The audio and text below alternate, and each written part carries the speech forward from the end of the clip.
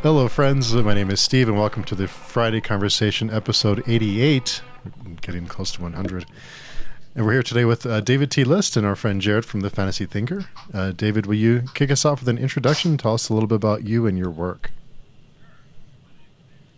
Sure. My name's David T. List. I wrote most recently Violence and Vigilance, which is a gritty epic fantasy. I hesitate to say grimdark. I don't know how fleeting that term is, how long it'll live, or even if my book is grimdark. I need somebody else to tell me. But I like fantasy, writing fantasy, and I like my stories to take place in the same world. Even if the stories aren't related, I want them to take place in a world I have named Silixair. And that's the long and short of it so far. Nice, awesome. And Jared. I'm Jared. I run the Fantasy Thinker YouTube channel, and I also hang out on pagechewing.com and do a blog there, which has been fun. Yeah, very good stuff. So, David, I have to ask, because it's one of those questions that no one can agree on. In fact, we talked to Sarah Chorn, author and editor Sarah Chorn, and we asked her the same thing, and no one knows. But if you were to have to define grimdark, how would you define it? I would call it fantasy fiction for adults that is probably going to feature gray characters or maybe heroes who make maybe are forced to make or have a lifestyle of making decisions that we would look down on or that we would not approve of. Be those violent decisions or just kind of, I don't want to say despicable, but distasteful decisions. And maybe it's the world that's for it. Maybe even that's a defining feature. The world is, their situation or world is forcing them into making awful decisions. I don't think it necessarily requires ultra violence. It doesn't necessarily require a lot of characters dying or swearing. It doesn't require some kind of nameless evil. In fact, typical fantasy can have plenty of ultimate nameless evil. That would be my from the cuff definition. What about you, Jared? What do you think when someone says that? Would you also say that includes a little bit of nihilism of some sort? Sure, things can improve. Things cannot improve. Type of like things are bad, possibly going to get worse, probably not get better. I mean, that's some of the things I've heard slung around about grimdark. I never really encountered the term until I actually joined YouTube, and so I was never really 100% sure about exactly what it means. I mean, would that be Game of Thrones? Is that grimdark?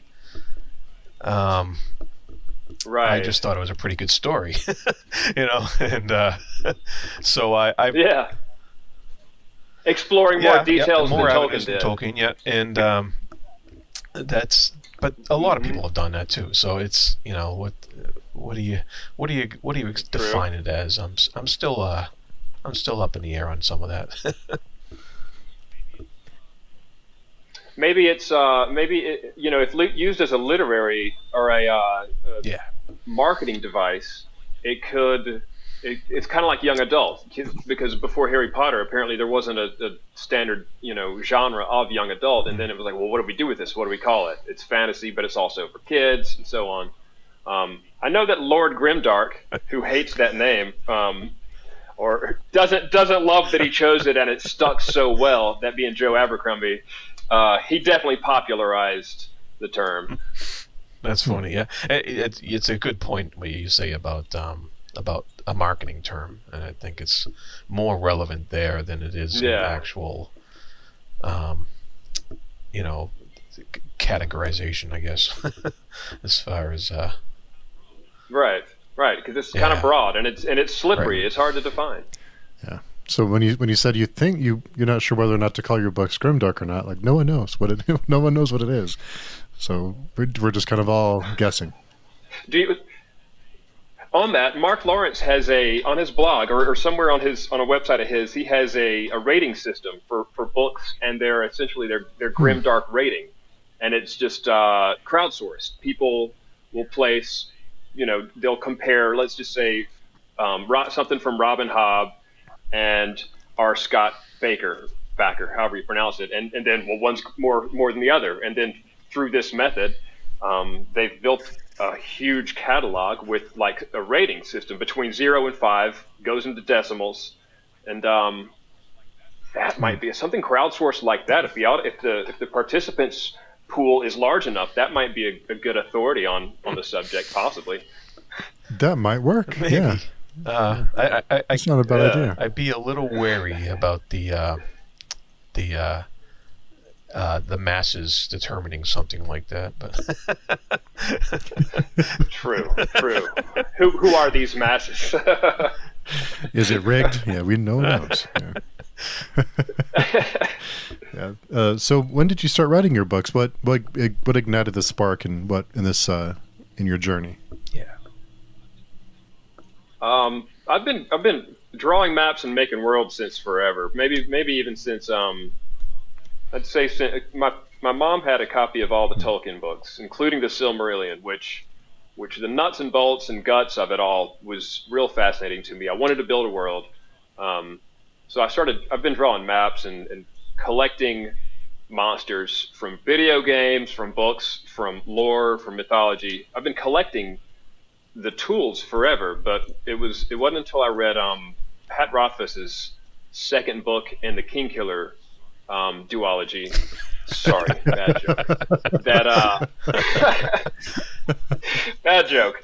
It wasn't until I read the second book that good grief, man, the writing it captivated me, and it seemed real fun, and it seemed a lot of the lines had so many meanings, so many layers, and he made it seem real fun.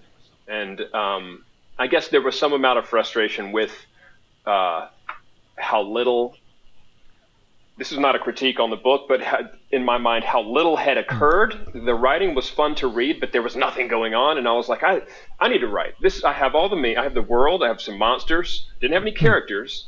Those came with the idea of writing this. So I was like, I'm going to write a decology. I'm going to write the ultimate, just this massive story. It ended up being one book, and it's perhaps the one that should have been shelved.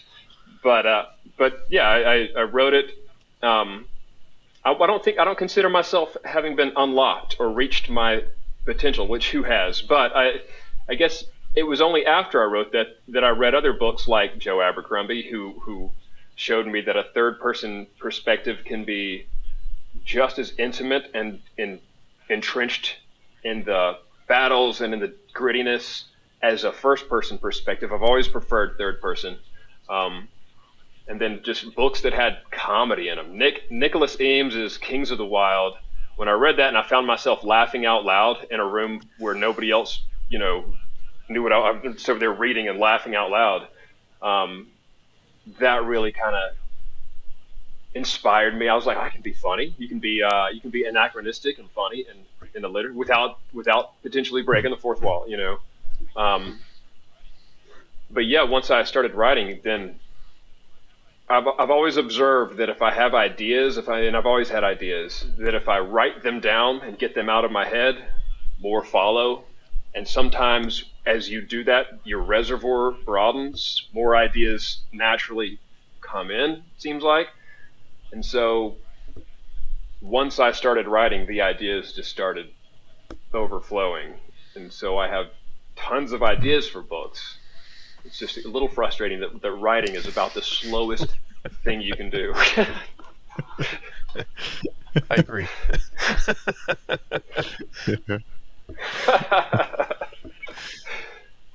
I don't know if that answered your question super well.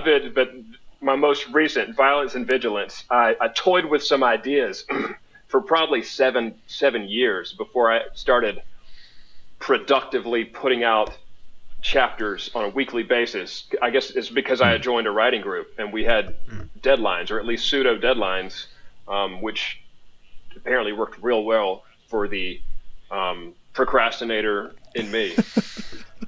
Yeah. that's good to use the tools you're given, right? Yeah.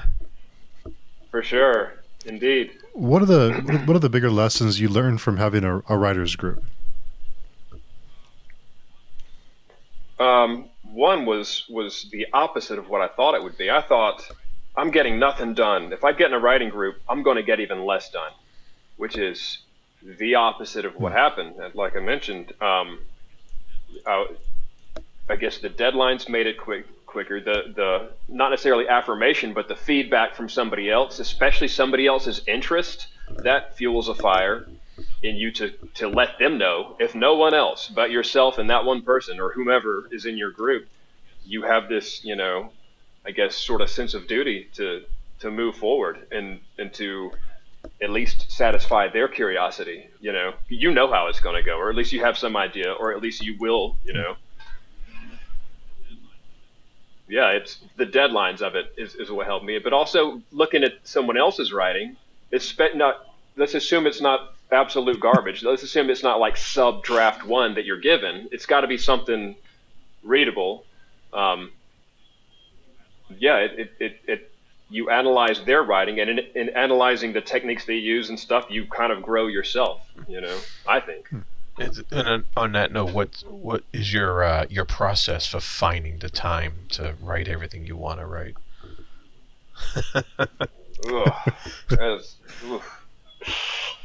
I've never been diagnosed with ADD or ADHD, but I think I am eaten up with it. So, my observations are I write in bursts, and it's typically after I've ingested some amount of caffeine. So I'll write 1 or 2 or 3 hours in the morning, like 8 a.m. And maybe it's my having worked at a day job in an office for however long I did that, trained me to be productive at that time, versus in the evening or something like that. Morning. If I can have quiet, well, not necessarily quiet, just quiet people. I like music playing while I write, something like instrumental, no lyrics, because again I'll get distracted. But instrumental. In the morning-ish, I got my coffee in me, and then on a good day of writing in a situation like that, I'll run far past lunch. I don't really eat much breakfast at all, maybe an orange. But sometimes I'll realize I am dehydrated, and it's 2 p.m., I'm starving, and I'm getting pissed off, hungry, which that's a good day. I don't feel great when I get there, but if I can ride over lunch without noticing it, that's a good day. So what kind of music? What's your go-to for music when you're writing the instrumental? I'm gonna go full nerd. Let's see. Video game soundtracks is the easy answer. And lately I've gotten more snobby. Now it's got to be orchestrated. It can't be just NES 8-bit, 16-bit. Although I will absolutely listen to the Chrono Trigger soundtrack whenever. Certain Castlevania soundtracks. Skyrim is a great one. Typically, I like more chill stuff because I feel like that helps my brain. Like, even if I'm writing a battle scene, I want something that stills the storm inside my head, I guess. Even if I'm writing something awful and tragic, I want something chill, something zen. And Skyrim has some amazing music. Yeah, great soundtrack. There's a kind of a documentary, I guess, on YouTube about how the orchestra and everything, how they did the soundtrack. It's pretty wild. Well, I am going to have to check that out. Yeah, it's pretty neat.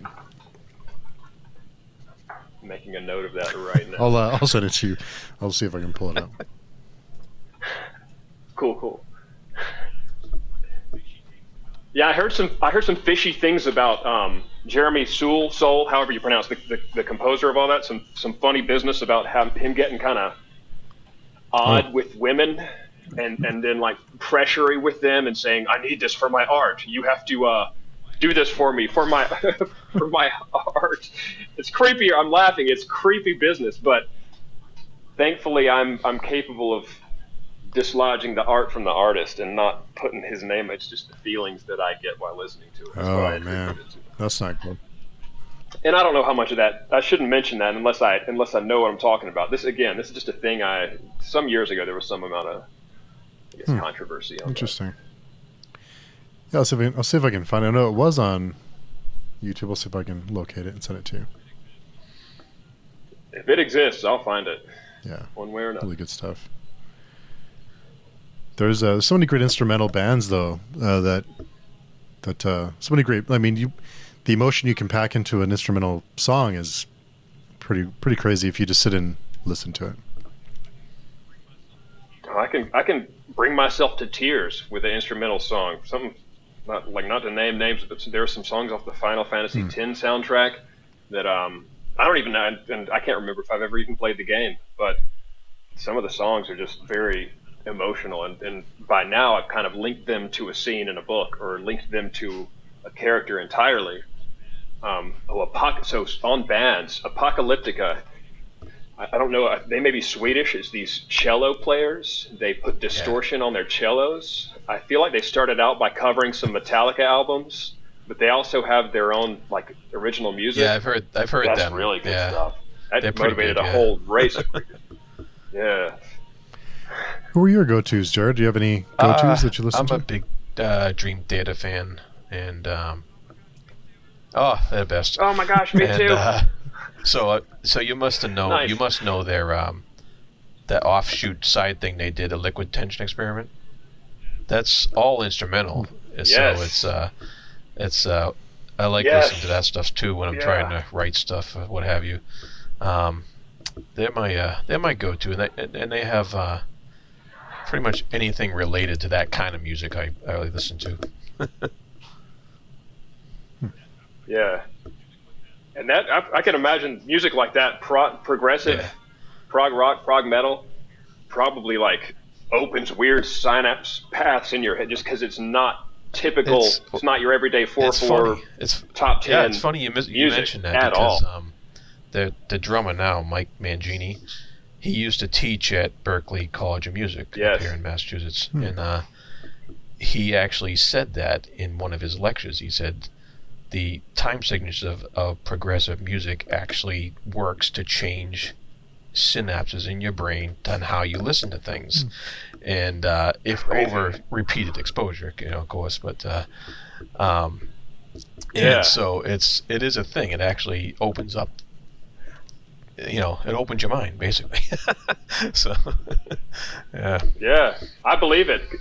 Even if it's just me on the steering wheel tapping, trying to find the time signature. Like this is not 4, it's not 7. That was 7. Now it's 13. Something. The latest song he had something 17.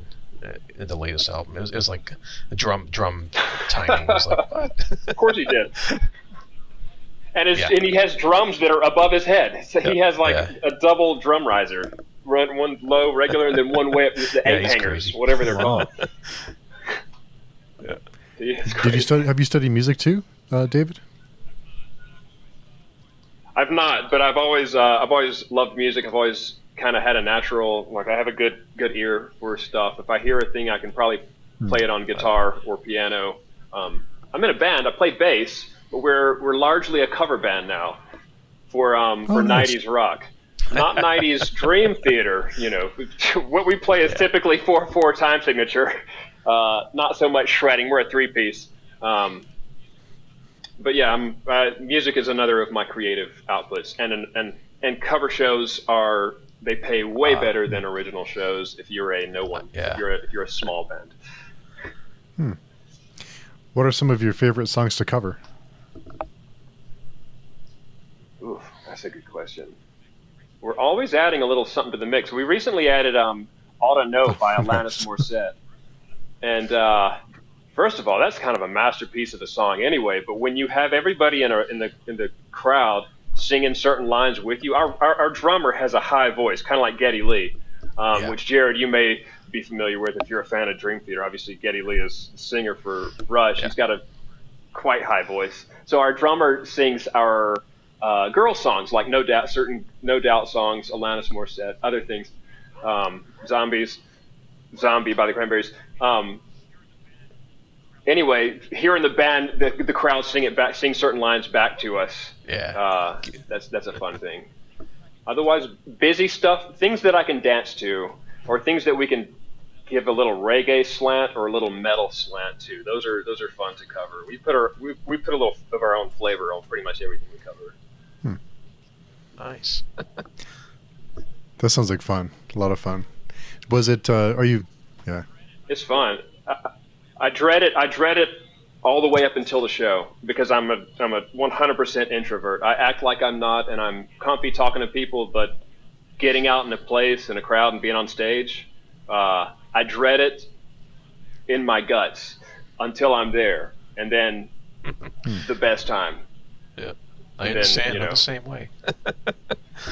Yeah. That's I don't know. Yeah, sounds nerve-wracking for sure to be on stage. Well, there are libations. I've gotten we've been doing it so long that I have a very I guess beer and myself, we have a very close relationship, and that doesn't mean I drink a ton. I drink on average 2.5 beers at one of these shows. And if I get over 2.5, and depending on what kind of beer, if it's something stout, I try not to steer clear. I can't gauge that so well. But if I'm playing a song and my hand's not moving quite fast enough, it's time to switch to water for about a song or two. And if I'm playing a song and I'm a little too aware of everybody looking at me, it's time to slam one real fast and get a little less aware of everybody around me so I can carry on. My wife is like, "You look like you're having a blast up there." I'm like, "It's very calculated. You have no idea." That's funny. Do you have any beers you prefer when you have to break glass in emergency? Good question. Good question. No, to be honest, and this is not going to make any beer snob happy. I have an ABV that I stay within. If it's between 4 and 6 ABV. If it's anything stronger than that, it's harder for me to gauge. If it's anything less strong than that, just give me water, I guess I can drink what I would call a yard beer. That's your Miller Lite, Bud Light, any kind of domestic garbage, carbonated water. Beer-flavored water. A touch of flavor. Beer-flavored water, yes. I like I don't want to say IPA. It feels like a trendy answer, but I do like an odd flavored IPA. I do like a wheat beer. I'm back to wheat. I had a little Blue Moon phase a couple of years ago. I love it, especially with the orange. I got tired of it. I wanted to branch out, and so I did. But now I'm back. I like a wheat beer. Stouts, again, a little too much for on stage, but I will sip on one not on stage. I'm kind of down for anything. I like local brews, and we have a brewery here in town. I'm in a very small town down here in Georgia, and it has a brewery, and so I'm like, what's good? What's because the guy who owns the place, we're friends with him, and he's always talking about what he's made, and he's like, yeah, I dumped some cranberries in this one, and now it came out like this, and I'm like, give me a cup. I will try anything you got. Nice. I will drink that. Give it to me. Yep. Oh man. I'm looking at good stuff. Your book cover here, and it says it's book 1 of Teresia. Yes. Teresia Untamed. Teresia. So what is the How many are you planning for? I'm thinking there's going to be about 12. Oh, no, I'm kidding. There's 2. there are 2. There are only 2. I don't have an enormous series in mind. I have some enormous stories in mind, but considering how huge book 1 is, book 1 was supposed to be 2 books. I don't want to drag it out for too long. And maybe it's the ADD in me, but I probably want to jump to a different continent on Silixair that is not Teresia, and explore something else over there, and explore. And so I released a book in 2014 called A Sawmill's Hope, and that takes place on a smaller nation. It's younger characters. If I were to label it on the grimdark scale, it is significantly lower on the scale than Violence and Vigilance. I would call it PG-13 if books had that sort of rating. And it takes place on an island-ish nation that's north and east of Teresia. And there is some, I guess you could call it Easter egg sort of references to one another. It is their chief export is lumber.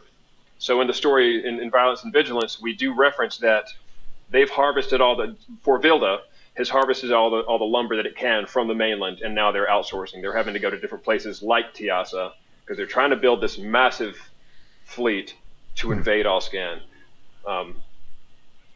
And I've lost the original question, like I expected to. Yeah, no, you answered it and went on, so that was fine. I did. I'm sorry. It's my curse. You mentioned you explore different continents. Do you have your world mapped out? Because you create maps too, right? I do. But nothing is presentable enough to even put what I would call a work in progress on like my website or somewhere like that. And even Teresia itself, as long as I've been drawing maps for it, and as many as I've drawn and as clean as the maps are, I guess I just haven't sat down with a good cartographer, because I don't want to attempt it myself. I want something. I'm not an artist. I'm a dabbling artist, but not worth, I would want a nice cartographer to get something solid down for it before. Which, on that, it's kind of a shame that I dropped this massive fantasy epic and there's no map in the front. I've kind of disappointed myself, because I love maps. I love looking at them.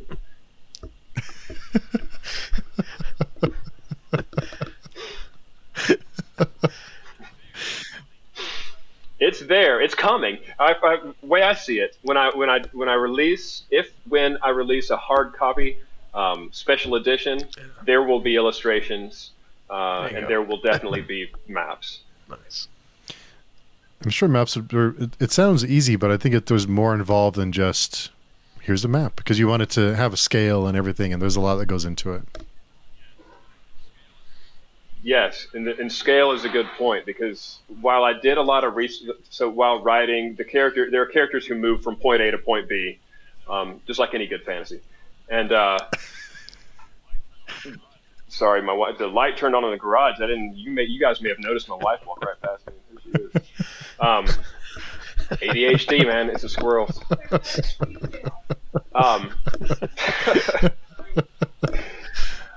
Oh, so right, characters are going a distance. I think I needed them to travel 50 miles, and I knew what kind of terrain. So I went online. I said, how long does it take you to travel, or what is the average walking speed over rough terrain like rocks? What is the average walking speed over X amount of incline up a hill, and so on? So I have the details of this map pretty cemented.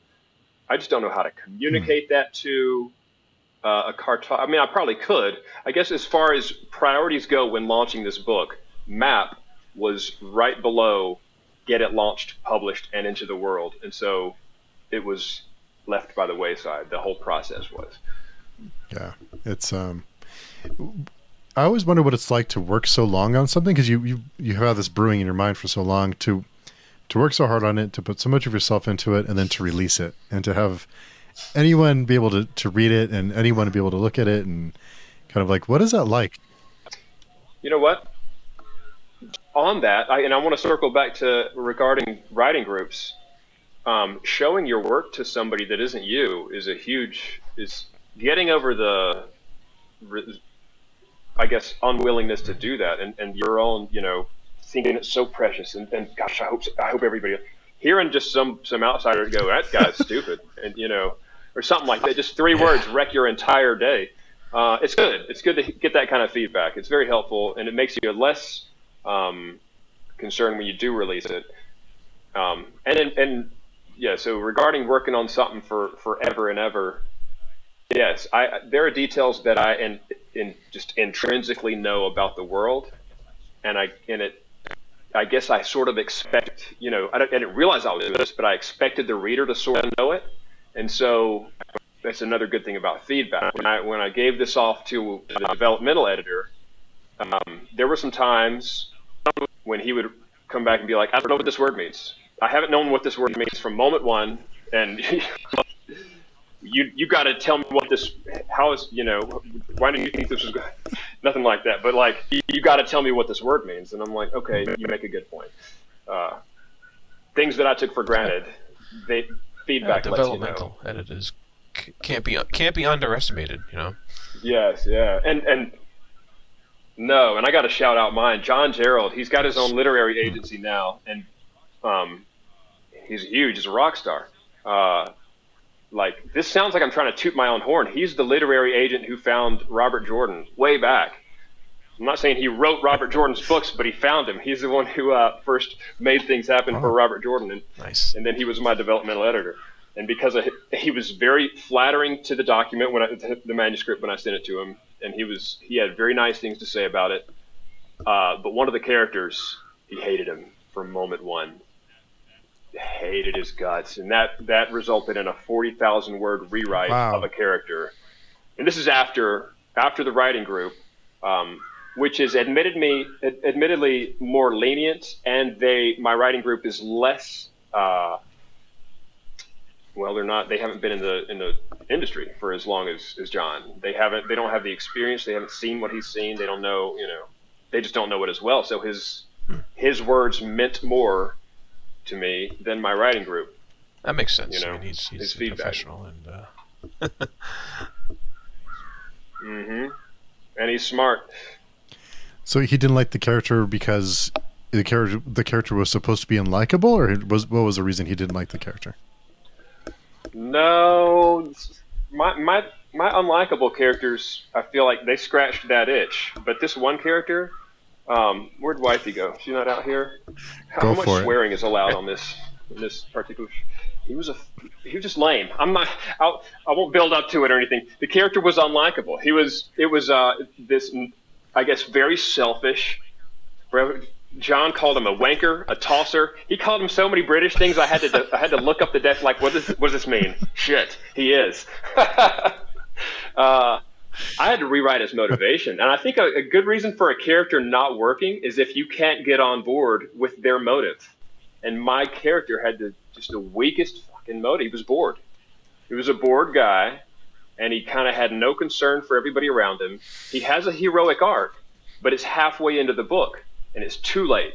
By now, fuck him. By now he blew the first impression, and so he had to be rebuilt. I don't want to say his name because folks will be like, I still don't like him.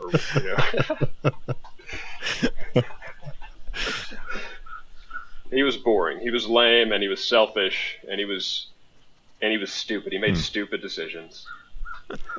Yeah, I mean, it happens. Yeah. Do you name characters after people you know, or do you mold them around people that you know?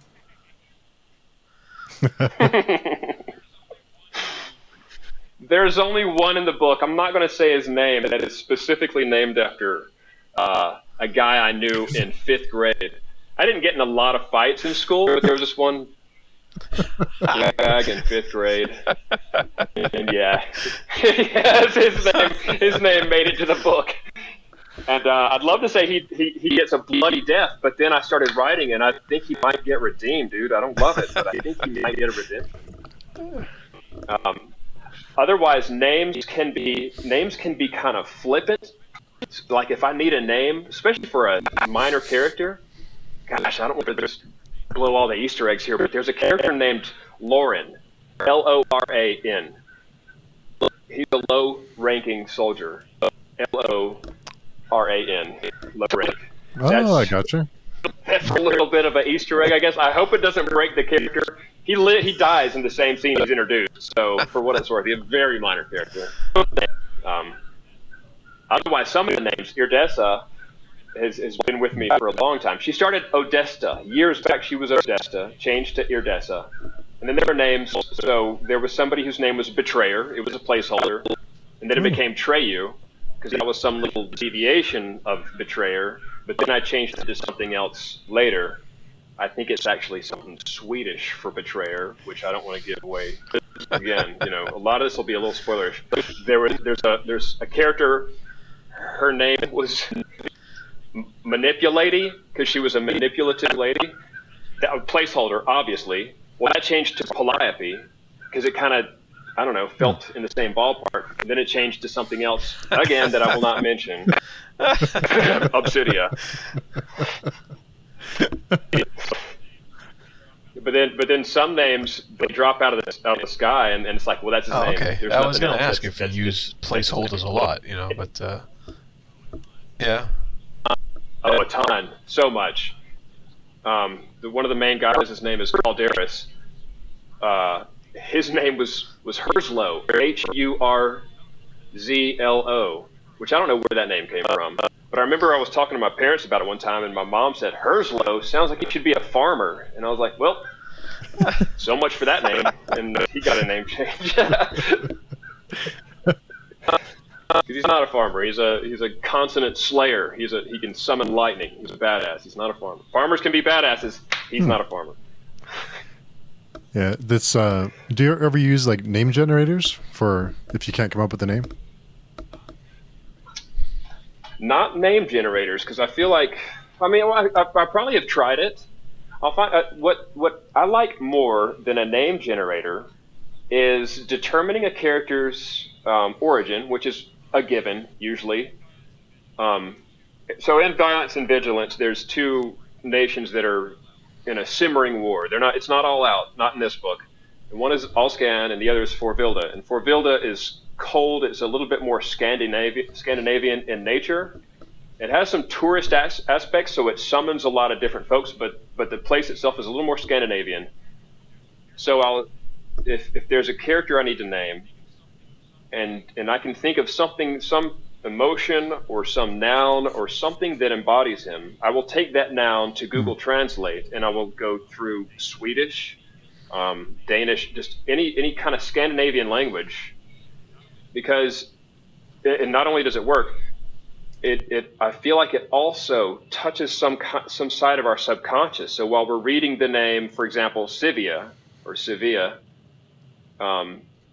we may not know that translates to innocence or purity, but this character kind of embodies it, and I think some kind of primal language, I feel like it kind of is communicated in a subtle way in addition to it translating. And now if I take a word that is the translation, then I change some letters out, and kind of alter it to be not too on the nose. You mentioned Scandinavian influence quite a bit. Is that the only influence on this world you created, or is there other stuff mixed in there? I wanted to bring some books down, but I knew this was in the end it was going to be audio only, so the books that I show you guys would not translate to the thing. Alscan is if there's any influence for it's a tropical island, and for me to find what folks in such a situation might eat, what they might do with their time, how they build houses, how they build clothes. I have a book on ancient Hawaii. It's a real big, boring kind of textbook of a thing, and right now it's full of Post-its where I go back and look at what kind of fish, how they treat their fish, what are their exports and so on. What are some good words that I can incorporate and so on. So if without hopefully using any religious or pertinent culture, habits and maybe lifestyle of Alscan, some of it has come from ancient Hawaii, and that may not even show through for all I know. As much world building as I've done, tip of the iceberg and all that, And then with Forvilda, I think it's about the things they eat. And I have a book on Norse stuff as well for that. The way they build houses, potential exports, probably how they build ships, things like that. Those will come from that sort of influence. That's a new one. I never heard of Hawaii before. Well, and there's not a ton of tropical landscapes. Well, there may be. I just don't know about. I don't know of a lot of tropical landscapes in fantasy fiction. Well, I know of at least one. While I was writing this in the late stages, nowhere near releasing it, I read Kings of Paradise. Yes, Are y'all for familiar favorite with that? trilogy, yeah. God, so good.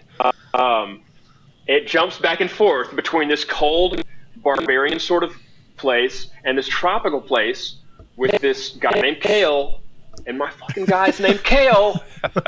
When I read it, I was both blown away by how good it is. Some of the ideas, the guy's perpetual memory, Ruka's perpetual memory, where he creates the haven in his imagination, and it's persistent. I was blown away by it, but I was also so pissed off. I was like, how did you get in my computer and steal so many freaking ideas from me, dude? I better get my cut. He did not, obviously, and he's a cool guy, and his ideas are exactly his own. But I think when you're writing a thing, you tend to see your work everywhere. You see it in a lot of things around you, and you're like, oh God, I got to change this, I got to change that, I got to change. And in my opinion, don't carry on, because no one did it or will do it quite like you did. Yeah, Rich is great. I've talked to him a few times. He's a really interesting person to talk to for sure. I've seen him on some talks. I haven't seen him on here. The last I saw on your channel was I watched Adrian Tchaikovsky. I just watched that or listened to that one. It was on YouTube, so I listened to it today. He's awesome. I like Adrian. He writes too fast. There's that. But I'm kidding. I write slow. He's got amazing ideas, and he explores them very thoroughly. Yeah. There's so many great authors out there. Just you mentioned all this research you've done for your world, and it kind of makes me sad in a way, especially for fantasy, because the author takes so much time and energy and builds this huge world, and as a reader, we only see the top of the iceberg. We don't see what's below. There's so much. Yeah, there's so much more. It's kind of sad. Yeah. on that, you and Adrian talked about that, and he was like, "There'd be a lot more if it weren't for my editors cutting pieces out." I've had in my mind this compendium online that's kind of like a wiki that, certain universes, especially Sanderson's Cosmere, that kind of, I'm not going to say requires a wiki, but it certainly deserves one. It has earned one. And I'd like for there to be something like that for Silixair, which right now it consists of A Sawmill's Hope and Violence and Vigilance. But in my head, I see there being enough books on enough different lands with enough variety of beasts for you to see more stuff, and the Malazan wiki, and it's I'm sure it does. That's some books that I'm eventually going to finally read. I know wiki I have page is amazing in itself. If you've read the books already, you don't want to go there now, but yeah, right. And that's the thing. A compendium would potentially be spoilerish because there's so much, even just geography, that if you just make it there for everybody, it's going to ruin some things about the book. Yeah, something you might want to. You could think about once the books have been up for a while, then you put something like that together. But right away, it would be like I said, it would be spoilish. Right away, it might spoil the whole dinner. Yeah, wouldn't want to. Who needs the book? I already got everything. So what's behind the name Violence and Vigilance? Is that theme related? That's a good question too. Well, it's a little on the nose for the story at play. The story is half the story is in Oscan, and half is in Forvilda. Forvilda is just a violent place. In fact, the ruler of that country, his name is Vretos. His might Vretos. He maintains that if you can kill him, you're the ruler now, and everything is about that violent. Even his army, the domestic patrol, which is the army, who go out and they clean up the outlaws. More often than not, they also raid villages while they're at it. They're just everybody around there. You better keep your hand by your hilt. Is kind of the phrase that pays in Forvilda, because if you're not violent, somebody else is, and they'll get you. Whereas Oscan, less violent, but so the monks over there is a monastery. I don't use the word monastery in the book, but it's essentially a monastery. These monks, the magic that they use is song magic, and the way they are able to sing it into being, sing changes to the atmosphere into being, is by first using supersensory perception to look at, say, any given outdoor situation and determine specifics on pressure, heat, aridity, and so on. So they use sight beyond sight to observe their surroundings, and then they sing a song to appreciate what they're seeing. And the gods they sing to see their appreciation. They reciprocate that, and they say, what changes, essentially, this is not a spoken thing, but what changes do you want? Well, I want fire to strike right there.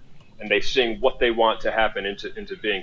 But the vigilance is how they use supersensory perception, and how their main guy, the leader over there in Timorous, his presence in Timorous, the phrase is "Intimor sees all." That's kind of the thing they say to each other. "Intimor sees all," like it's a good thing.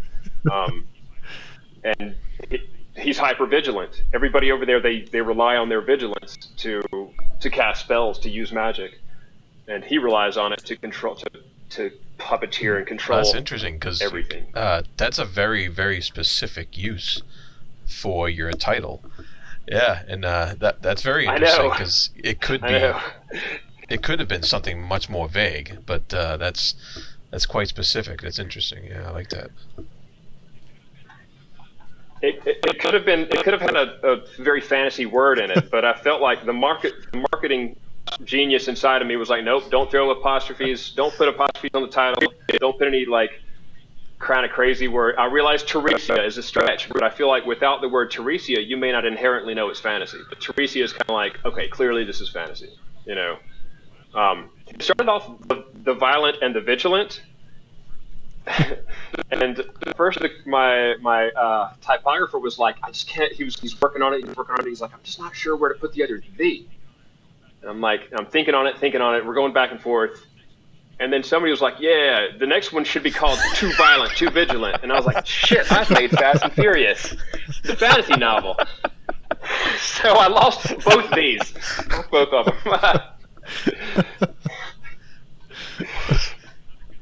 That's a good thing about input. Another good thing about input. Wow. Input from people who have no dog in the fight or whatever. That's funny. Wow. Ludacris can make the theme song for it. That's pretty good.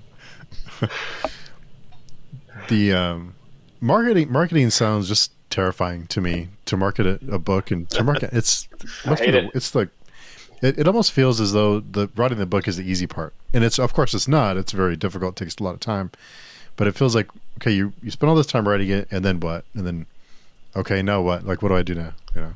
Oh, see, that's how my first book went. I had no idea, and by the time, and that was 2014. By the time this one came out, I still had no idea, but I was a little more entrenched in certain groups on like Facebook, certain writer groups on Twitter, and so on. And I guess I just had more confidence in my story. Steve, I probably approached you in my typical marketing technique, which is find booktubers, find book reviewers, dig through their stuff, see if they would even be into something like this. If they are, hit them up and say, can I give you a free copy? And in doing that, and like not to, lift the curtain or anything, but in doing that, I'd say 40 to 50% of the time, you get back nothing. But I'm old and I have thick skin and I don't care. Who cares? A lot of the time, folks are like, yeah, absolutely, and I send it. But then there's those rare cases where somebody says something like, I like the cover. I'd already seen the cover somewhere else. I just bought it. You don't have to send me anything. And then sometimes somebody says, would you like to come talk on my channel? And of course, hell yes, I'd love to come talk on it. Who would say something so stupid? Like, who does that? Yeah. Oh, God, who knows? A genius and a scholar. Not me. And no one else. No, it's I have so much I get so much. I don't know, Jared, how you feel about this, but whenever someone offers me a free book, I feel like if I can't get to it fast, then I feel really guilty, and I feel like I'm like it's just like sitting like it just sits there and stares at me like, read me, I try to convey in not ambiguously at all that I have I will give you a free book with no expectations of you ever looking at it. And I don't know who I'm like preaching to here with this, but there's no pressure to ever read it, ever review it, or ever bring it up. This is my marketing budget. This is losses, acceptable losses as far as I'm concerned. It's throwing seeds toward a field. Some will take, some will not at all. I'm perfectly okay with whatever. That's how I feel about it. Yeah. What about you, Jared? How do you feel about receiving books? I would feel guilty as well. The book would be yelling. The book would be yelling at me, But I hate that. I hate hearing that. I know, but I appreciate hearing stuff like that from you, David. That there's no pressure and all that stuff. And I haven't been around long enough to get many free books yet, but Hold tight. One's coming your way. So fortunately, I've been able to read the ones I did get fairly quickly. But I can imagine that if you're getting, the more people you get to know, it's probably more likely that you're going to get a few more free books thrown at you here and there. And I can understand your feeling, Steve, that it's guiltily staring at you from the shelf. Yeah. And that's why I'm not surprised when people don't even respond, because these are probably people who got 5 other requests that same day, or at least that week. I even feel guilty about the books that I bought I haven't read yet. I kind of do too. If I start a book, I'm reading 3 books right now, and I don't even want to mention them because I feel bad because I haven't finished any of them. Yeah. I love the authors. I love the book. Yeah, it's one of those things, but. Yeah, it's but it's funny because sometimes you get emails that, and I don't expect like a personalized email or anything. I know that it's a copy paste thing. It's fine, but sometimes they have the wrong name in the email. It's like, I think you sent this to the wrong person. But I just like to give them a hard time because I don't care. It's not a big deal, but it's just funny. Like, oh, yeah. I'm surprised I didn't do that in this process somewhere. I wouldn't be surprised if I did. And I would feel terrible. But no, it can't be it can't be wait. You can't personalize every email. That'd take forever. Well, I do. So I try to. If I'm sending them out, I try to do. There's the pitch doesn't change. I try to personalize some amount of it, just because otherwise, I don't know. I try to give it some amount of value beyond, like, so there was a person who I reached out to. Her name is Evie. I don't know how many booktubers know booktubers. I don't know who watches what. Yeah. Her name is Evie. And I hit her up and I said, I want to give you a free book. I looked through. I don't know if you'll like it, because I didn't find evidence that she loved, for example, Red Rising or Pierce or Joe Abercrombie books, or just gritty kind of stuff in general. That's my typical go-to to see if, will they like it. I didn't see a lot of evidence she would, but I was like, my daughter's name was Evie, and so I want to send you a free book. And she wrote back, she was like, I love the cover. I bought it. And again, even when somebody says that, no expectations of them reading it. The way I see it, if it keeps knocking on the door, if somebody has gotten a free book and they keep seeing people talk about it, I don't want there to be any obstacles between them and picking it up. And so they keep seeing the cover around here and there. Somebody that they like seems to have liked it or whatever. I want them to have less excuses. One less excuse not to read it, and that is that I don't own it. Well, now you do. That's fair. Yeah, that's fair. I don't know if it's a good marketing technique or not. Time will tell, I guess. Gotta just take your shot for sure. Yeah. Gotta just go for it. Yeah. What it is about fantasy that you wanted to write in fantasy? Is there a certain thing that you or do you plan on writing other genres too? I do not. Not at this moment. It's not off the table. Nothing's off the table. Gosh, what is it? I'd say my earliest love for fiction stories, that being any kind of fiction stories, was things like The Hobbit. At some point thereafter, I found some. It's not Dragonlance. It was Margaret Weis and Tracy Hickman. It's not Dragonlance. Anyway, it's fantasy. Early on, I played games like Dragon Warrior on the Nintendo, played Final Fantasy on the Nintendo. Anything with swords and monsters, strange monsters, have always really appealed to me. And I guess chasing that. So I was going to mention this somehow, depending on what questions brought me to it. When I do write, my priority is kind of, the character should be the priority. My priority is kind of the world, and it's also introducing cool monsters that I come up with, and less reliance on the given monsters like orcs and dragons. I don't feature any orcs and dragons. I'm not opposed to it. Maybe one day the time will come, but I would rather invent something that's new.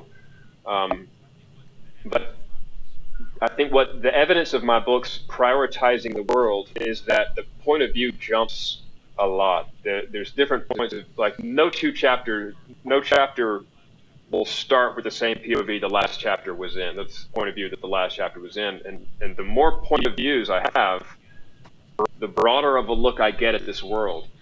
And now characters obviously do matter. They have to matter. If the characters don't matter, the world doesn't matter. And I get it. And so I do sculpt the characters, or try to give them believable motives and not stupid decisions to get their believable motives. Even if I don't like them, even if you're not supposed to like them, I want them to make sense of why they're doing what they're doing.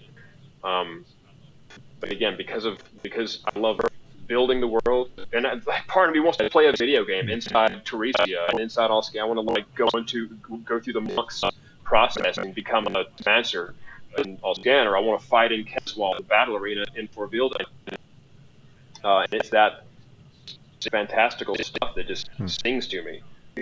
If I had a second genre that I would write, it'd probably be sci-fi. It's got to be crazy one way or another. It can't be just a thriller or just something without supernatural or otherworldly stuff.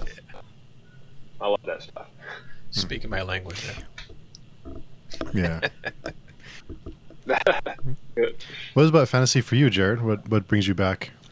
That's always what I've been interested in ever since the beginning. Like ever since I started reading, because I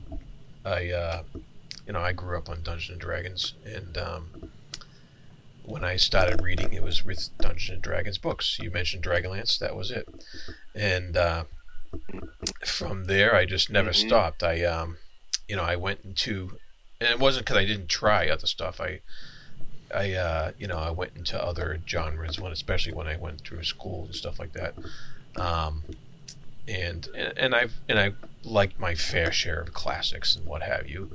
But fantasy always returned to it, and I really couldn't articulate why that was until I read Stephen Donaldson's essay on epic fantasy,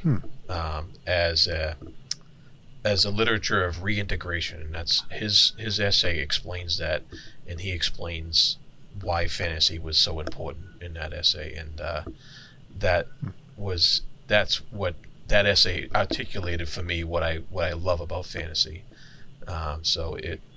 You should. It's a really I'd like to read fascinating essay. It's short too. It's not that long. I'm making another note. If my head disappears, I can still hear you. Yeah, and Stephen Donaldson, and I read Donaldson's books too. Back then, and loved those books, and so that.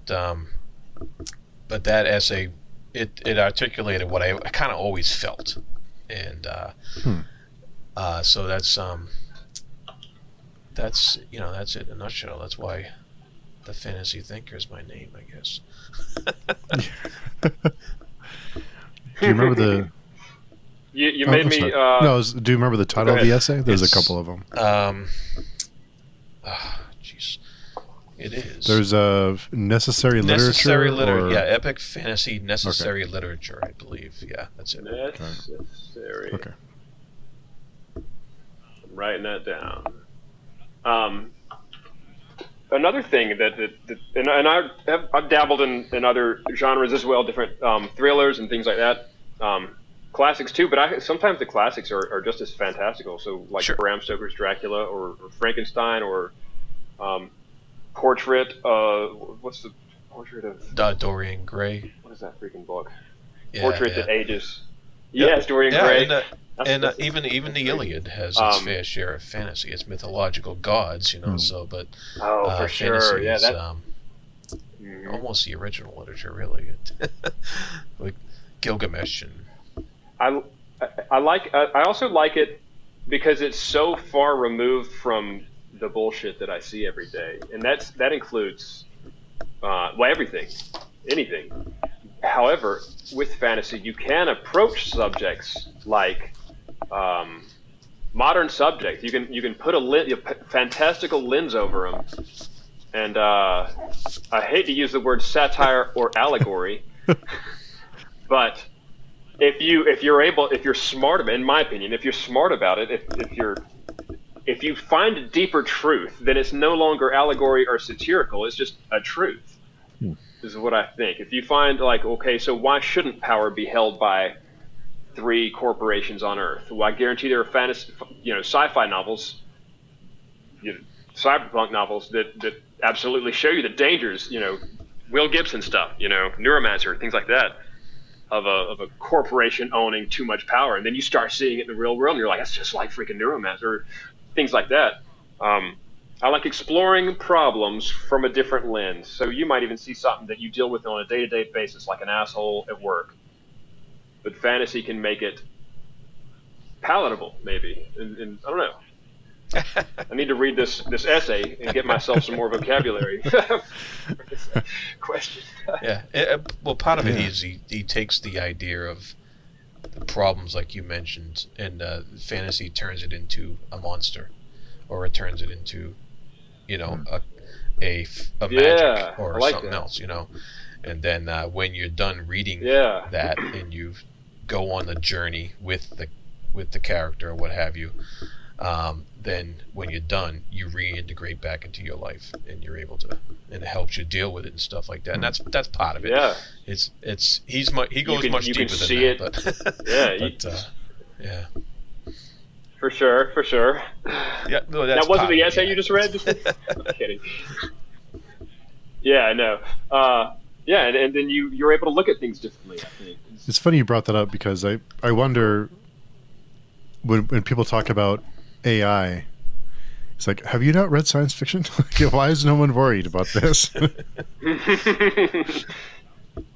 Going back to that Tchaikovsky talk you had, like he said, the horrors that we anticipated from AI are not what are afoot, and it's not quite AI. It's large language models or language learning models, and it's just a blabbity something talking. And if you turn around and look behind it, there's nothing in there. It's just spitting out what we've already said,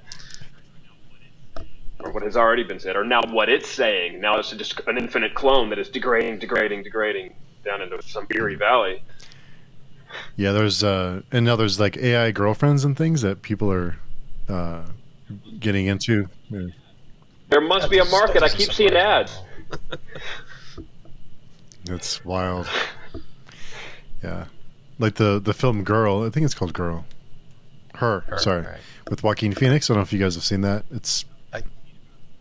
I haven't seen it, but he's a great actor. I bet it's a good. It's a flick.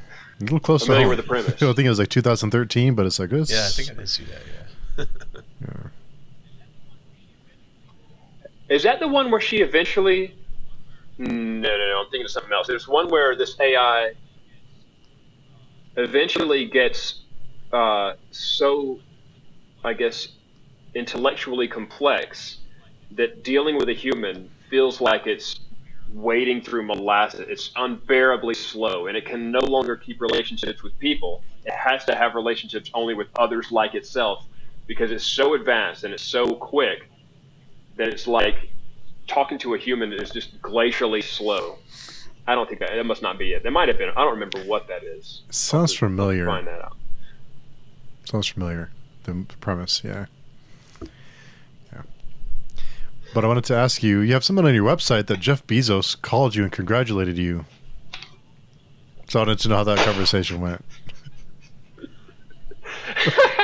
He did not. That was a matter of me looking for a graphic for this monthly. I've been keeping a monthly update, so to speak, for a long time, longer than is on that blog. I had a previous blog too, and that one goes back to, well, I don't know how far. So I've noticed they do better if I put an image. And so I just grabbed the sales rank, which was 1 million something, and I white out the rest of the numbers. So now it's Amazon sales rank number 1. And so I was like, yep, that's right. Jeff called me. I misspelled Jeff with the it was a little bit yeah, I like that. Tongue in cheek. I thought that was pretty neat. That's fun. That it's spelled in the same way. Oh no, Joffrey Baratheon is not. His still has a J, but it occurred to me that I spelled it similarly to one of the most hated characters in fantasy. Not intentionally, it just happened. That was pretty good. I like that. I try to keep a lot of fiction going on in my blog so people will know what they're getting into if they buy a book of mine. It's pure fiction. Speaking of, like your blog and marketing and things, how do you decide which platforms to focus on? Or do you depend on them too much? Or do you notice this, how do you use them? Ooh. Or how do you decide what platforms to put time and energy into? It's a good question. For the past 5 or 6 or 7 years, I've justified keeping social media at all because I'm like, eventually I gotta sell books. I'm gonna be on here. I gotta keep relationships with folks. And I've had Twitter since 2009. I've had Facebook since before that. Recently got Instagram, grudgingly. I don't love any of them. I realize it's not Twitter anymore. I don't give a shit. I'm not gonna call it fucking X. It's stupid. I will if I have to. Elon is listening. Why have I not jumped on for? Go ahead, Elon. Buy my freaking book, dude, and review it, or don't. I don't love the idea because every additional social media I get on is another procrastination, is another thing that's got me looking at the little metal object in my hand, and I don't cherish that. If I had some amount of a not necessarily control, because I know you can buy things that'll limit the amount of Facebook you get on per day. But then the idea of starting fresh on like TikTok and trying to put out catchy videos with trendy tunes and stuff, as much as I should embrace that sort of thing because I did choose to self-publish this, which means this is now my responsibility to do, I just don't want to. It feels like not writing. It all feels like, I don't know. So to answer your question, in a very unorganized, unprofessional, ignorant sort of way, that's my answer. But then I see folks like Josiah Bancroft, who completely hopped off of Twitter, and he seems to be doing fine. He's got a new book out, The Hexologists, which I'm currently reading, which to me, his book's not grimdark, but they are a lesson in prose that borders on poetry without being too purple, without being too flowery and distracting. He's able to accomplish a lot with very few words. But he jumped off there, and he is on Instagram. He recently followed me on Instagram, which is kind of exciting. Seems like. I don't have a good answer. So for Facebook, I shout out my book now and then, but it always feels weird just going, hey guys, check this out. I made it, but I'm unbiased. Check it out. It's really good. I don't like it. Well, it's tough when they're engineered to keep our attention and to keep us scrolling. It's a weird thing to depend on that. And then plus, what's happening with Twitter or whatever it's called this week is it can all disappear tomorrow. So you can spend all this time building a following and all this time posting every day or whatever whatever the algorithm likes or whatever, and tomorrow it can be gone. Right. Yeah. And I've noticed it on. This is a tangent regarding Twitter. I'll keep it brief. And sometimes I do. So I made a rule a couple years ago, maybe 3 or 4 or 5 years ago, and that is don't argue online. Nobody comes online to change their mind, to go, what can I learn? How can I grow today from somebody else's opinion that I don't know? Nobody comes online like that. So what's the freaking point? You're just going to make a dumbass of yourself. And then eventually, a year or so later, I was like, I stretched it out to say, don't even have a conversation online because it can be misunderstood and it comes off like an argument. And then what if you say something you thought was funny, but somebody else finds highly offensive? It's forever. It's immortal. Well, I broke my rule recently because I found a Twitter account called Herbivorize Predators that they're tired of all the suffering in the world. They think evolution got it wrong, and they think that predators should all cease to exist. And if they can't go away, maybe we can alter their genes to where they'll stop eating meat. We should all eat plant. Everything and everybody should eat plant. It's so befuddling. Saying it out loud. If my wife could hear me, she would kick the stool out from under me because she's so fucking sick of hearing me complain about this shit. It's just asinine. And maybe they have a point. I just don't think they can do it on Earth in our lifetime or in any lifetime that we can foresee. Such a bizarre priority. Let's end all suffering of things being eaten. Anyway, sorry, tangent. Is that ADHD again? I think I saw something recently about how plants can scream or something, and it's like, oh, what's next? Like what? I've heard that if you sing to plants, they grow better, and that may have been proven to be an absolute placebo. But yeah, on that same thing, the herbivorous. I hate saying the word. I don't want to even legitimize the word by saying it. Depredatorize the world. They're like, yeah, we want to end suffering for anything sentient, and I'm like, so bacteria, and they're like, define sentient, and they're like, well, reacts to stimuli. Okay, so sunflowers, Venus flytraps. Should we not eat? Well, no. Sentient means can do this. Okay, so then suffering. Well, when I work out, I suffer. And the next day I suffer if I'm sore. And I'm way better because of it. Is that suffering? Is that bad suffering? Where do you draw the line on being eaten? What if you're being eaten by a tumor?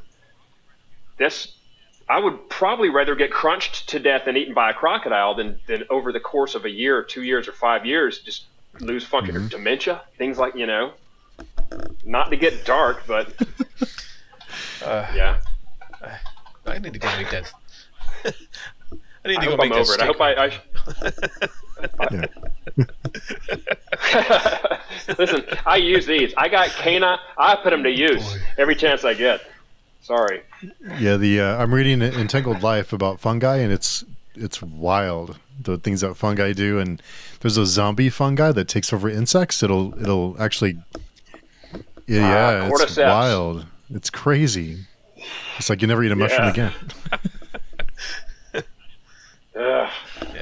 And I didn't like mushrooms to begin with. I'm very picky about mushrooms. It can't be out of a can. I think that's how my mom introduced us to mushrooms and green beans, straight out of a can, and spinach too.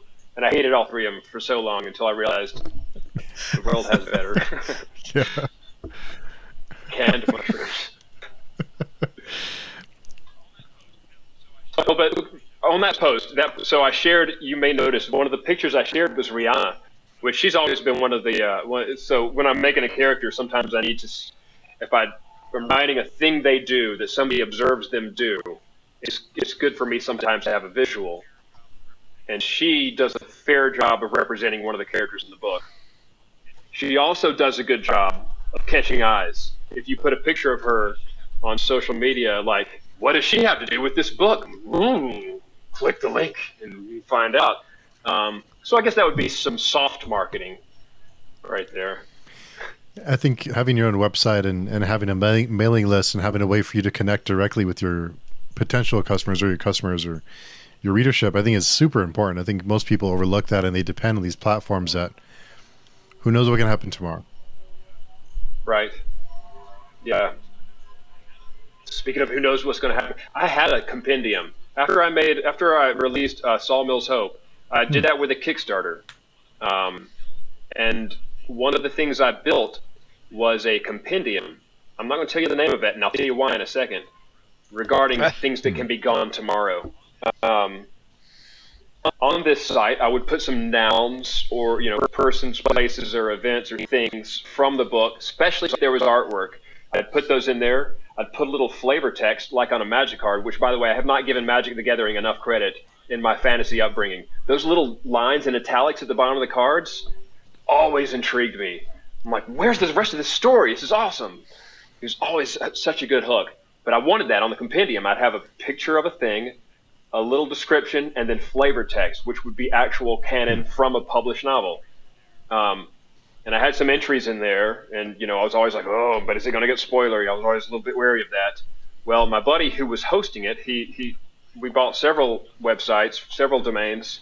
He let it lapse, and for lack of a better word, what appears like a Chinese porn business has acquired one of my websites, and they have it now. So if you were to travel to this URL that is mentioned in A Sawmills Hope from 2014, you will go to a Chinese porn website. Like, full of ads, just the most awful thing.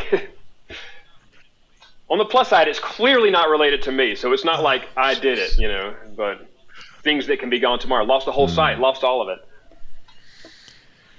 Yeah, don't go to that website, in other words, right? No, dodge that one. Wow. What advice would you have for people who want to try Kickstarter? What lessons did you learn? That's a good question. One of them is the same lesson that a lot of videos will already tell you, and that is you better know where at least 30%, or it might be more than 30. You better already know going into it where a good chunk is going to be coming from. It better be assured, because if you go into it with zero, there is less chance, like statistically, of it ever being funded. I would say keep your total low. I would say do all of your research. If you're going to be shipping things, you better know exactly how and where you're going to be shipping it. If you're going to be producing something, maps, paper maps, postcards, whatever, you better do your research. You got to know all of it. Stretch goals are probably a good thing. Well, that's hard to say. We can scratch that, because just coming into it fresh, you're going to struggle to make 4,900, which I struggled. In fact, toward the end, I was ready. I was sitting there with my credit card like, this is not going to fail. I mean, mine cleared the finish line, or cleared the $4,900 goal in the same 10 minutes that it ended. And I think, he's never admitted to it, but I think my dad jumped on anonymously and threw like $300 at it. I was ready to, because I was like, because with Kickstarter, it's all or nothing, And I was like, I'm not coming this close, funded from all these strangers that are, and so on. Yeah, it's tough. I do plan to possibly do another Kickstarter, but I have to know there's demand first. And with the Sawmills Hope, I did not know there was demand. I tried to sell it. I think I did an okay job. Well, clearly, because it almost got to 4,900, which covered editing and illustrations. I wanted 20-something illustrations. I wanted a hardback. I wanted to get in with Ingram Spark and make a hardback edition. I have different priorities now. I guess that's another thing. Know your priorities. Know what you can live without. Make a very, defined list of what you are going to do. How much will it cost? Overcharge. I don't want to say overcharge, but know how much it'll cost to send out those gold packages. When somebody gives you $50, can you afford to send all that stuff, to produce and send all that stuff for $50?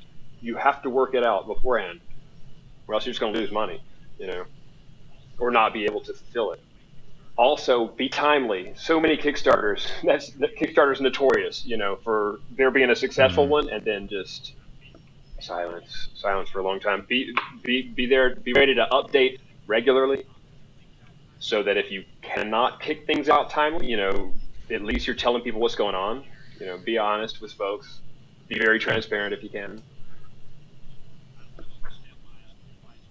I don't want to overstep my advice for Kickstarter, because I've only done one, and it was barely successful. No, I think it's a journey for sure. Yeah, I'm sure.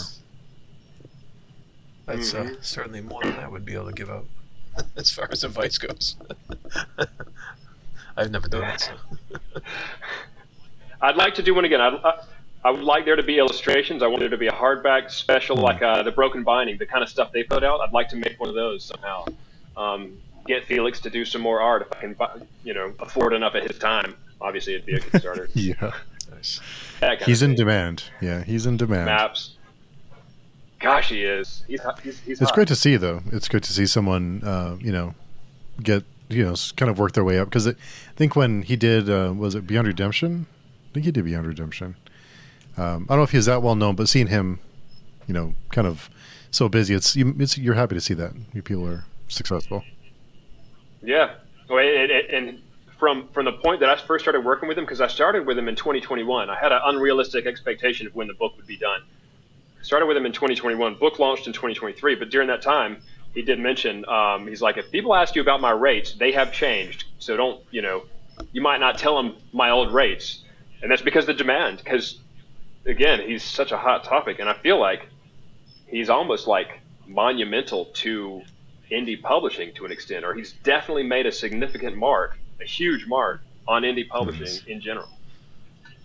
Him and Sean T. King, SDK Creations, the typography and whatever all technical terms that is, the words on the front, the design, I guess.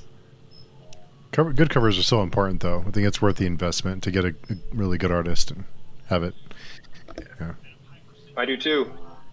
And I'm hypersensitive to AI covers now. Whenever I see a cover that hits my suspicions, I'll look at the hands. Why are there so many fingers on that hand? Why are those fingers so bent weird?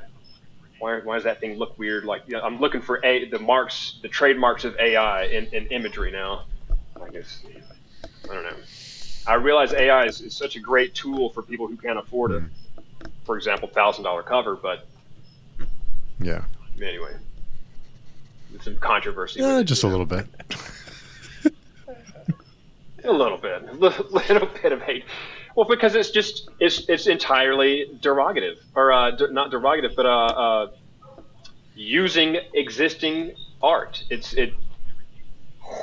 It hoovers up everything it sees, and that could be living artists' artwork, obviously, if it's public, and it spits out, if it were just creating art of its own design, it'd be one thing, but the fact that part of its reservoir kind of is other people's property makes it, it just makes it, I don't want to use it, not for anything I'm trying to make money off of. Yeah, it's wild. But I saw also on your website, very handy, that you have a kayak business. So tell us about kayaks. I do. It's a kayak rental and delivery business, which is a strange business idea possibly, but my wife and I there are a lot of lakes down here. My wife and I were visiting one up north, and we saw this truck, and it had wherever we go, if we go to a lake, it's cheaper and easier to rent a kayak or a paddleboard than a boat, than a pontoon or something like that. And sometimes we want to get out on the water. She and I used to work on a river close to here, which was a more traditional kayak business where you go up, you park, they take you upstream, you get in a kayak, you go down this 5-mile stretch, take a shower, get back in your car, and you're good. We've worked at one of those for a lot of years, way back. And so we had some experience with kayaks. We liked kayaking. But yeah, we went up to this lake up north, and we saw they had a truck, and it was wrapped. It had the decals covering the whole thing. Talking about kayak delivery up on Lake Kiwi or Jocassee or one of those lakes up there. And we were like, clearly there's money in this. And the more we thought about it, it's like, if a person wants to go to the lake and go kayaking, the simplest way they can do that is first go by, let's just say simplest and cheapest. They go by Walmart, find some piece of shit, go ahead and buy straps, take it outside, set it up on top of their car, strap it down, then they go to the lake, they play with it, take it home, put it in the yard, and now it's going to become part of their yard. It's just the ecosystem of their yard now, this plastic, eyesore.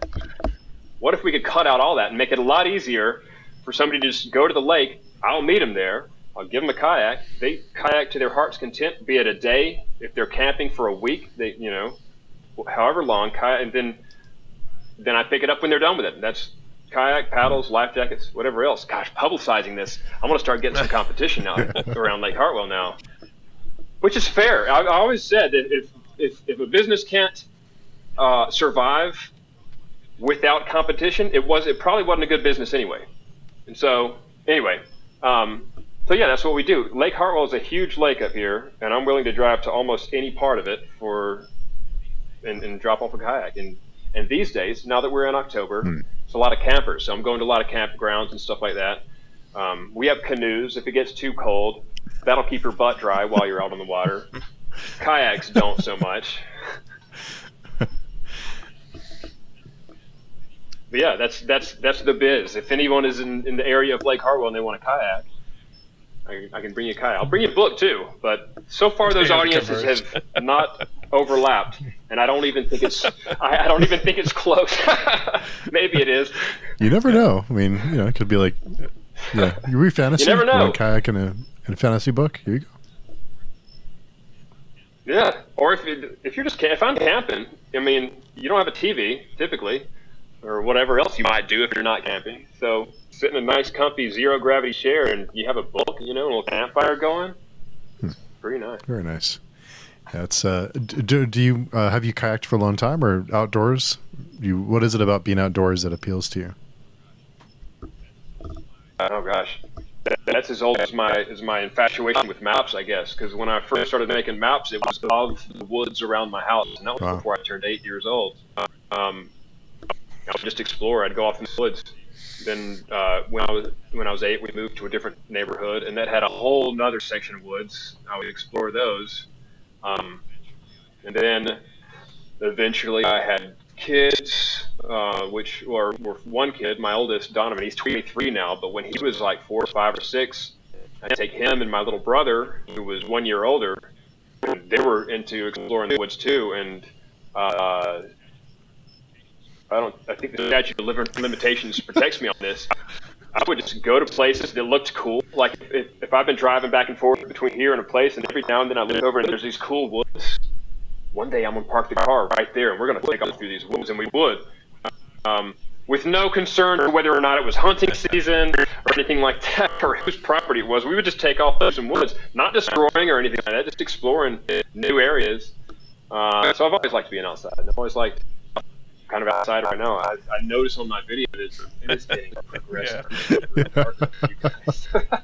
Yeah. Sorry about that. At least I'm sort of visible. Yeah, it's like void behind you. I'm just waiting for someone to pop out behind you in like a horror movie, like That would horrify all three of us. Yeah, well, yeah, for sure. It'd be a kid. They'd be this tall, whoever it was. I always liked being outside, and that definitely flavored my first book. The first book was I forgot what it's called, Gary Stew, probably. We just dudes that go off in unknown woods and have a little adventure, and crazy things happen. There's a large insect. Anyways, I won't talk about visual things. This is an audio podcast. Yeah, that's Sorry, audio fans only. There was a large flying string, I think. Yeah, I have big dogs, so there's always there's occasionally a big hair that floats by, just okay. You gotta ignore it. Yeah, just floating by. But I do think I noticed that people who spend a lot of time outdoors have a different outlook and kind of seem a little bit more at peace. I find a lot of peace being outside, and I feel like 2020, when everybody everybody went home for work, and there was a lot of stay home. That might have been the first time in my life I appreciated that I'm out here in a small town on the edge of town, and I have a yard, and there's some trees in the back, there's some grass over here up front. I have 3 fire pits I'm a little bit of a pyro, but I could just, at any point, I could walk outside and set something on fire. Or if we got sick of each other in the house, wifey can go out back and try to pull down kudzu with her bare hands out of the trees, just rip kudzu up. And I'm thinking about people who live in apartment complexes, or especially multi-floor things like that. They can't set foot out, can't walk outside. It made me really appreciate it, and feel for it, because you heard a lot about mental anguish on the rise during that time, and I get it. If I didn't have the ability to walk outside and gulp in fresh air and the sun beam down on my face, I would have been in a way darker place, I'm sure. Yeah, it's I think for some people it's still lingering, that weird feeling of being inside and not being able to leave. What a weird time it was. Yeah, really strange time. But the time always flies by. I didn't realize how long it's been. I look at it now and then. I'm like, ooh, 90 minutes. Yeah. Beat Tchaikovsky, yes. Of course, he's busier than I am. He's probably writing right now. But it was an absolute pleasure, David. I'd love to do it again sometime. It was.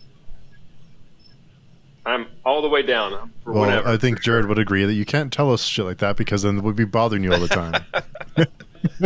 You'll hit me up. Bro, I'm in. I'm telling you, I'm in. There's more things to talk about I that I know, haven't man. even talked about. I have a ton Hopefully. more questions for you, and we do these all the time, so you're welcome anytime. Cool. Yeah, I appreciate yeah, you very nice guys. of you. It's good to meet you, both of y'all. In the meantime, where can people find you and your books?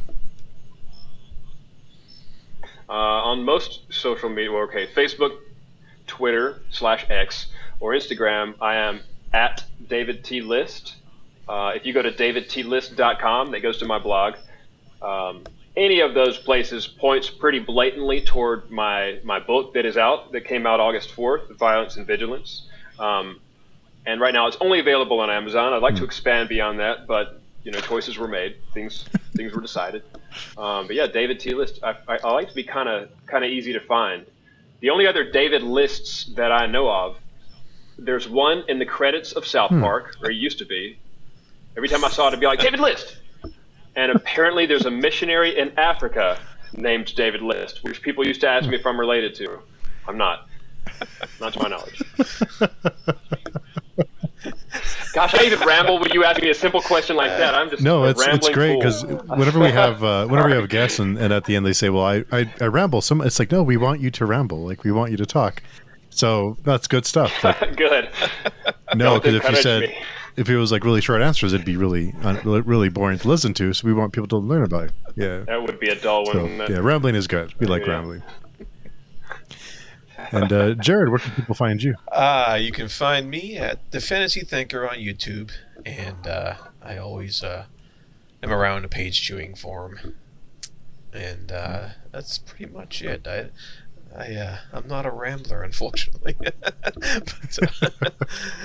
but yeah. So that's where I am, and yeah, this was a pleasure, David. Very nice to meet you. For me too. Yeah, and of thanks course. for having me, guys. And just anyone listening, if you'd like to join one of our Friday conversations, we have some forums, a really small, tightly knit community of really great people. So go by and join the forums. I do have to approve all the new members, so if you do register, I'll get to you eventually. I just have to keep all the bots and riffraff out, but I'll get to you at some point. So, yeah. You could charge them $8 a month. That would apparently that gets rid of all bots. Specifically 8, not 7. It's got to be $8 a month. Yeah, I'll give them a blue check, and I'll. What else is going on there now? There's some weird shit going on there now. I think they can promote. They can also protect it where other people can't see their shit. They Yeah, and there's have like it hidden. God, trying to keep up. So with now, it. It's if you post a link, it doesn't post the link. It like posts a picture of the link. It doesn't post a headline, and I guess it's in an effort to get people to post directly to X or Twitter. I don't know. Yeah. Right. No compete clause. Yeah, it's a mess, but Anyway. Feels a lot like free. It feels just like free one of the speech. ones- to me. Feels like freedom. It's one of the ones I'm glad I Or never something. joined. yeah. I'm so You're not glad. missing Yeah, anything. it's bad stuff. But no, all that stuff sounds like a lot of work, and I'm way too lazy for any of that shit. So that's not going to happen. I have books to read. I don't have time for that stuff. Yeah. But awesome, yeah. Thank you again, David and Jared. Of course, it's always a pleasure, and we'll talk to everyone very soon. Hope everyone has a great weekend.